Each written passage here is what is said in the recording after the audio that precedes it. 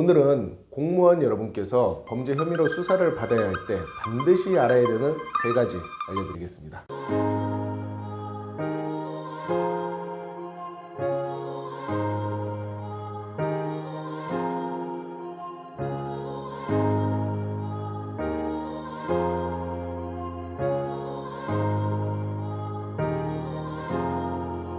안녕하세요. 공무원 징계대응 전문 로펌 대한중앙 대표 조기현 변호사입니다. 범죄 혐의로 수사가 개시됐을 때 수사하여 형사처벌하는 형사 절차와 징계 절차는 구분된다라는 것입니다. 양자는 구분되기 때문에 각각 대응해야 될 필요가 있지만 서로가 서로에게 영향을 끼치기도 합니다. 형사 절차만 바라보고 대응해서도 안 되고 징계 절차만 바라보고 대응해서도 안 됩니다. 형사 절차는 경찰 조사, 검찰 조사, 그리고 형사법원의 재판으로 유죄 판결이 나오는 절차입니다. 징역형, 벌금형 등 형사처벌을 전제로 하는 것이죠. 그러나 징계 절차는 이 공무원에 대해서 형사사건 진행된다는 것이 기관에 통보되면 그 공무원을 조사하는 조사 절차, 징계위가 꾸려지고 징계위에서 의결이 되면은 징계 처분이 나오게 되고 이 처분에 불복하기 위해서는 소청이나 행정소송 등을 통해서 다툴 수 있는 징계 절차로 진행되게 됩니다. 그런데 징계 절차에서는 형사 절차에서 확정된 사실관계를 무시하기가 매우 어렵습니다. 어떤 공무원이 형사 절차에서 검사가 너 도둑질 했지만 봐준다 해서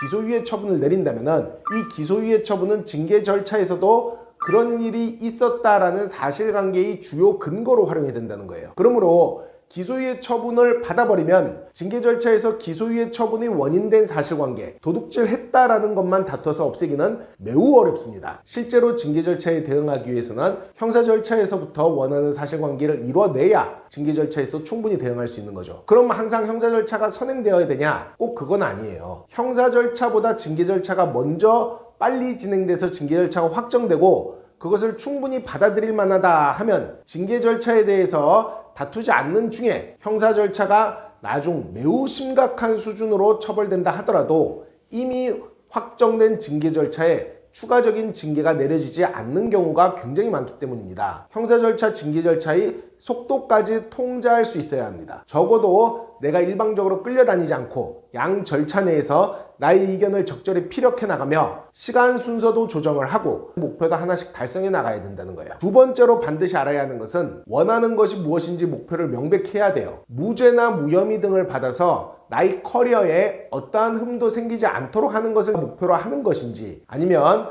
내 잘못을 인정하지만 공무원의 직위는 절대 상실할 수 없으니 해임이나 파면 등 중징계를 피하고 공무원으로서 지금까지 생활했던 것처럼 정상적인 공무원 생활을 영위해 나가는 수준까지가 목표인지 목표 설정을 명확히 해야 그에 따른 대응 방향도 달라지는 거예요. 내가 절도 혐의점이 있지만 실제로 소액절도고 소액절도기 때문에 합의하면 충분히 기소유예가 나올 수 있을 것 같다. 기소유예를 목표로 합의를 한다 하면 그래도 징계는 받을 가능성이 매우 높습니다. 기소유예라는 게 형사처벌은 아니라 하더라도 형사 절차 내에서 잘못이 인정되었기 때문에 이를 근거로 징계가 내려질 수는 있다는 거죠. 하지만 매우 소액이고 기소유예라는 합의에 의해 나름대로 좋은 결과가 형사 절차에서 나오면은 징계 처분 수위도 매우 가벼울 수 있어요. 그런데 나는 징계를 받으면 안 된다 하면은 이 소액 절도라 하더라도 엄정하게 무죄 주장을 해서 경찰 단계 불송치, 검찰 단계 무혐의 처분 등을 받아야 한다는 거예요. 그래야 징계도 완전히 피하는 것이 가능할 수 있습니다. 이처럼 내가 목표로 하는 것이 무엇인지 명확해야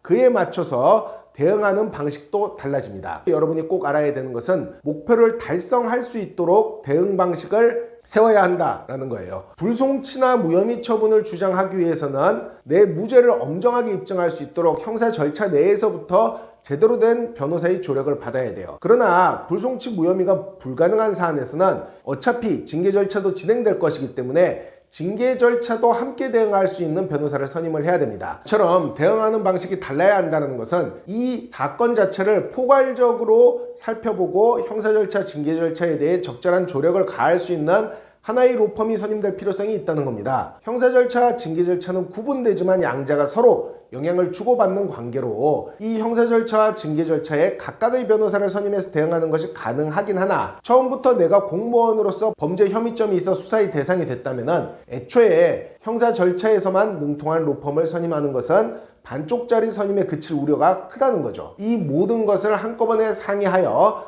절차적 전략, 실체적 전략을 함께 세울 수 있는 공무원 징계 대응 전문 변호사의 도움이 필요한 것입니다. 공무원 징계 대응 전문 로펌 대한중앙 대표 조기현 변호사였습니다.